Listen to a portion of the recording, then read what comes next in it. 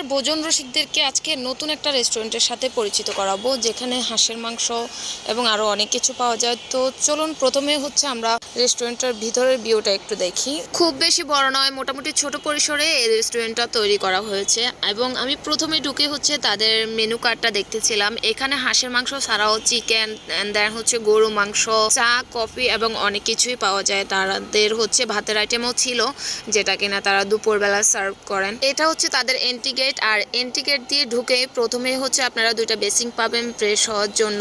Basin এর সাথে পেয়ে যাবেন চুলা, যেখানে হচ্ছে তারা রুটিটা মেক করে এন্ড খাবারগুলো হচ্ছে গরম করে। তো চলো বন্ধুরা, এখন আমরা হচ্ছে যাব তাদের রান্নাঘরে, যেখানে হচ্ছে মূলত হাঁসের মাংসটা রান্না করা হয়। এই মুহূর্তে আমি হচ্ছে তাদের কিচেনে। আর দেখো হাঁসের মাংসটা কি পরিমাণ লোভনীয় ছিল, কালারটা জাস্ট ওয়াও ছিল।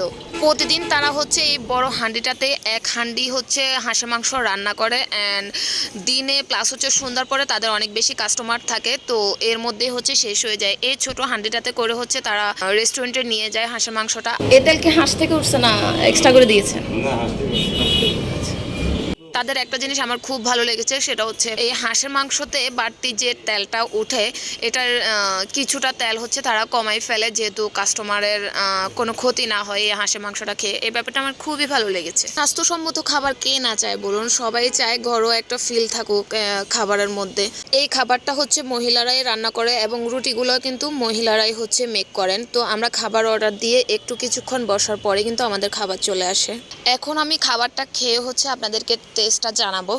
লেগ পিসটা হাতে নিতেই মনে হচ্ছে মাংসটা একদম খুলে পড়ে যাচ্ছে হাত থেকে, আর মুখে নিলেই মিলিয়ে যাচ্ছে, কারণ হচ্ছে মাংসটা ওভারকুক হয়ে গিয়েছিল। তাদের এই রুটিটা ছিল আটা রুটি, খুব বেশি যে সফট ছিল ব্যাপারটা এরকম না। তো আমি রুটিটা দিয়ে হচ্ছে একটু ঝোলটা ট্রাই করেছিলাম, তবে আমার কাছে ঝোলটা খারাপ লাগেনি, বাট মাংসের টেস্টটা আমার কাছে অ্যাভারেজ লেগেছিল। আমার কাছে মনে হয়েছে মাংসটাতে আর একটু ঝালের পরিমাণ যদি বেশি হতো তাহলে খেতে আরও বেশি ভালো লাগতো।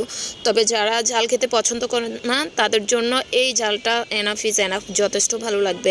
খাবারের সাথে হচ্ছে তারা সালাদও সার্ভ করে। তো যেহেতু আমি ঝাল খেতে পছন্দ করি, তাই হচ্ছে আমি একটা কাঁচামরিচ নিয়েছিলাম। আমার কাছে কাঁচামরিচ দিয়ে খাওয়ার পর ভালোই লেগেছে। তবে আমি রেস্টুরেন্ট কর্তৃপক্ষকে বলবো হাঁসের মাংসটা ওভার কুক না করে একটু ঝাল ঝাল একটা ভাইব থাকলে তখন মনে হচ্ছে বেশি ভালো লাগবে। এবং 200 টাকায় আমার কাছে খাবার কোয়ান্টিটি কম মনে হয়েছে, তো আমি চাইবো যে খাবার কোয়ান্টিটি আর একটু বাড়াবেন। অনেক তো হাঁসের মাংস খাওয়া হলো, চলো এবার তোমাদেরকে রেস্টুরেন্টের লোকেশনটা দিয়ে দিই। তখন নিশ্চয়ই তোমরা রেস্টুরেন্টের নাম জেনে গেছো। রেস্টুরেন্টের নাম ছিল হাঁসের বাড়ি কুমিল্লা বা হংসবিলাস। এই রেস্টুরেন্টের এক্সাক্ট লোকেশন হচ্ছে চকবাজার রোড, কুমিল্লা, গুমতি নদীর পার বা টিক্কাচর ব্রিজের একদম পাশেই হচ্ছে এই রেস্টুরেন্টটা, একদম রোডের সাইডে। তোমরা গিয়ে খাবারটা টেস্ট করে জানাবা যে কেমন লেগেছে। আর ভিডিওটা ভালো লাগলে একটা করে শেয়ার করে দিও। বাই।